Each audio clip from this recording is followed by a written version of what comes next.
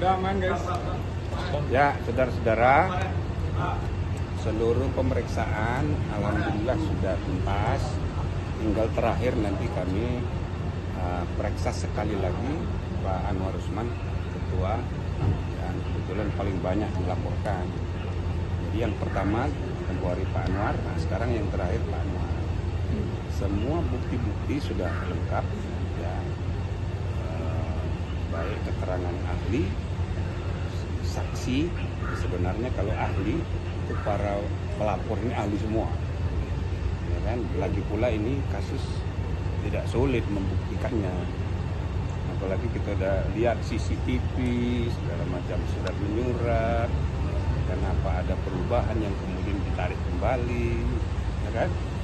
Kenapa ada kisruh internal, beda pendapat kok sampai keluar, kok informasi rahasia kok udah pada tahu semua. Itu berarti ini membuktikan ada masalah. Nah, tentu ada masalah kolektif, artinya semuanya 99 ini ada masalah ini. Ada soal pembiaran, kan? Ada soal budaya kerja. Saya kan selalu bilang hakim ini 9 orang, masing-masing itu tiang sendiri-sendiri, tiang keadilan konstitusional sendiri-sendiri. Dia harus independen. Boleh saling pengaruh mempengaruhi antar hakim kecuali dengan akal sehat, gitu. Jangan akal bulus, ya kan gitu. Akal bulus itu bukan hanya politik dalam arti teknis, tapi ya kasak kusuk kepentingan. Itu kan akal bulus juga. Jadi independensi para hakim yang ber-9 ini tentu kan bisa kita nilai satu persatu. Nah, cuma yang paling banyak masalah yaitu yang paling banyak dilaporkan gitu. Tapi yang lain-lain itu ada sumbangannya masing-masing terhadap kisruh ini. Nah, nanti tolong dilihat di putusan yang akan kami baca, termasuk jawaban terhadap tuntutan supaya putusan MK ini ya ada pengaruhnya terhadap putusan MK, sehingga berpengaruh kepada pendaftaran capres, kan begitu. Nah, itu juga salah satu pertimbangan mengapa kita putuskan putusan dibacakan tanggal 7. Nah, ini juga harus dijawab melalui putusan MK ini supaya ada kepastian. Yang salah harus kita bilang salah, yang benar harus kita bilang benar, dan yang jauh lebih penting adalah bagaimana tradisi negara hukum kita, tradisi demokrasi kita itu terus berjalan untuk meningkat mutu dan integritas. Karena saya bilang tadi, kita ini dikenal sebagai the third largest demokrasi dari segi kuantitas, nomor 3 terbesar demokrasi terbesar di dunia.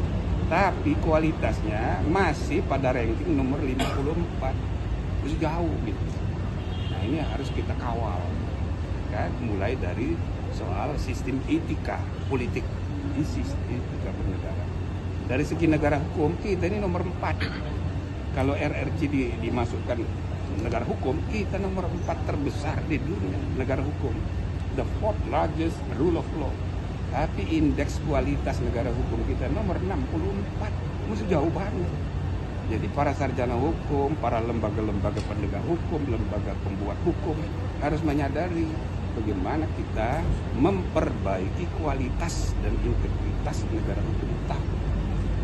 Indonesia ini bukan Indonesia kalau bukan negara hukum, karena di dalam Undang-Undang Dasar sudah diatur. Kalau pasal 1 ayat 1 itu pakai kata iyalah. Negara Indonesia ialah negara kesatuan yang berbentuk republik. Tapi pasal 1 ayat 3 pakai adalah. Negara Indonesia adalah negara hukum. Artinya definisi. Kalau bukan negara hukum, ya bukan negara Indonesia gitu. Jadi mari kita perbaiki kualitas negara demokrasi dan negara hukum kita yang berdasarkan Pancasila. Nah, yang selebihnya tolong ya tunggu putusan biar agak dramatis dikit. Pak, artinya biar aja ada dikduk apa-apa. Prof, artinya yang sangat bermasalah ini terbukti bersalah. Iya loh. Berarti kalau misalkan Banyak laporannya kan 21 semuanya. Nah, Padahal kami ini ad hoc ditugasi hanya 30 hari, tapi alhamdulillah kita selesaikan 15 hari. Prof, berarti kalau putusan MK nanti membatalkan, Oh nanti ketua MK seperti ya jam 2. Nanti akan ada saksi yang dihadirkan atau Sudah selesai semua. Udah selesai semua, tinggal kami merumuskan putusan dan itu butuh waktu karena semua laporan itu harus dijawab satu persatu. Prof, artinya jika putusan MK nanti membatalkan perkara 90, artinya Gibran juga otomatis batalkan. Iya, makanya saya jangan sebut dulu, biar nanti dibaca. Pak, berarti masih ada terbuka kemungkinan nanti hasil putusan MK ini Nah itulah permintaan sebagian besar pelapor itu kan begitu. tapi berarti masih terbuka begitu. Apa? Terbuka kemungkinan bahwa nanti hasil yang putusan MK ini bisa menganulir putusan. Ya itulah salah satu yang ditunggu-tunggu. Jangan dijawab sekarang, dijawabnya Selasa. Termasuk kalian nunggu-nunggu ini kalau ada ini gitu kan. Ada yang bisa Biar seru disampaikan lah. dari pemeriksaan Panitra, Pak? Apa?